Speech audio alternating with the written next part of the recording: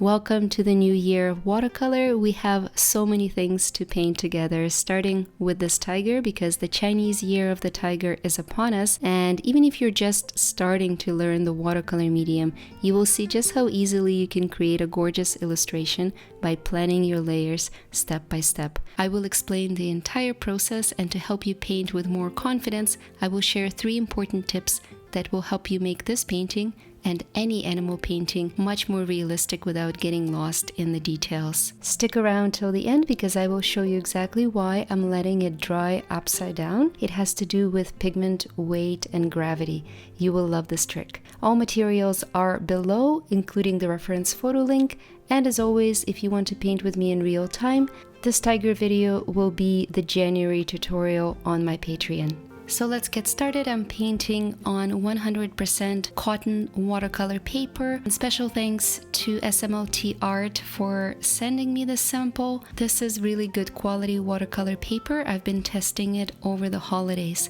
So how would we start this tiger? Basically, we need a light underpainting first to establish a light map of colors. And I'm going to cover the paper surface with clear water and then start adding my pigments lightly with the tip of my brush. I'm going to use orange and blue, which are complementary colors. So right away we have a beautiful harmony with gold ochre and maybe even some burnt sienna up on top, and phthalo blue green shade at the bottom where the white fur is. Because of course, even white fur has some shadow and color on it, so blue is usually my go-to choice. If you're feeling adventurous, you can extend your palette to include some purple and warm up your blue shadows, and maybe even a splash of green, since the greenery we will paint later on will be casting some reflections. And let our tiger dry before we add the next layer with the stripes. Let's work on the background for now, starting with the tree log he's sitting on. And instead of working in layers here, getting lost in the details, let's take advantage of the super granulating pigments that create texture instantly simply by interacting with clear drops of water. This is such an easy and very beginner-friendly way to add visual interest to your painting, not to mention it's super relaxing and almost meditative, since we have to slow down and take our time watching the water push the particles of paint. I'm using Apatite Genuine, I hope I'm pronouncing it right, from the Daniel Smith Primatech watercolor range. But you can use any granulating brown or even violet. This information can be found on the tube or on the brand website, and usually looks as simple as yes or no, meaning granulating or not granulating. Simply cover the area with your pigment and add some drops of water. The heavy particles of paint will spread, creating a beautiful and unexpected pattern. Now let's tape this paper down so it doesn't bend with all the water I'm adding.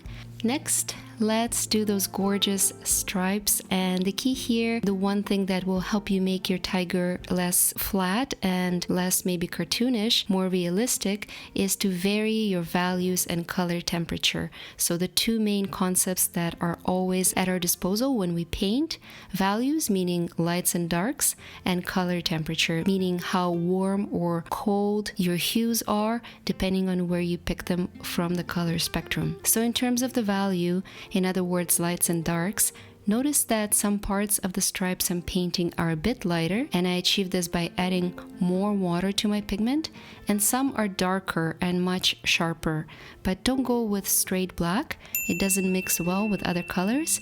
I'm using blue indigo instead, so I can dilute it with water when necessary and mix it with other pigments like violets and oranges. The color temperature on the stripes will change too, and you can use warm browns on top of yellow fur. I'm using burnt sienna for the most part, in some places Perylene Violet, and switch to cooler temperature blue indigo over the white fur. You can see how the underpainting color map is helping us make these color decisions as we are moving towards a really cool looking picture already. For the eyes, I picked my favorite Aqua Green from Winsor & Newton, and my tip here is to add white highlights on the eye. And if you can't paint around the highlight, notice that I couldn't on the left because I'm painting on super small size paper. Then use white gouache at the end to fix it and to add the highlight. You can also use it on the whiskers. One more layer on the tiger because we can't forget about building a better three-dimensional form. So let's come back and add some definition using the same blue and orange that we did before, but now let's glaze it on top of the dry layers with more saturation, adding stronger shadows and making the highlighted areas at the front pop. Notice the further away I move from the head, which is the center of our composition, the more blue I use, because blues will always appear further away compared to the warm oranges. Now let's add some background leaves using another granulating pigment called Green Apatite Genuine. If you've seen any of my previous tutorials, like this partridge in the pear tree, you know just how much I love this pigment for easy textured greenery. You can even add some orange you used on the tiger into this green in some places, wet on wet, to indicate the dry leaves. And the most important step that will help you make sure the tiger is not just floating around in space, but nicely sitting on the tree and fading away into the background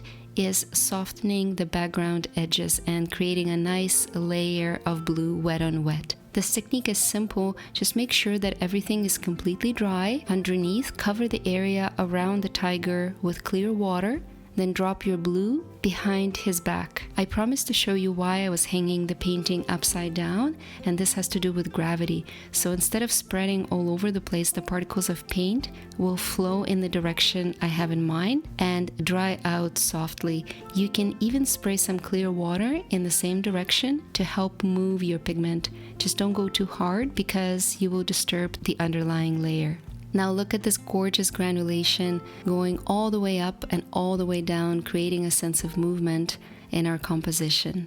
And yeah, the white gouache I mentioned is good for whiskers too. And if you like a splash of vibrant reds, the jungle greenery can look very cool with a little bit of red. So I added that in the last step. Hope you enjoyed the process and the tips. You can click the link on the right to see my top 10 favorite watercolor techniques that will help you level up your watercolor skills that I didn't cover in this video. Like and share if you found the tutorial enjoyable, and I wish you a happy and healthy new year. Thank you for supporting the channel, and I'll see you soon.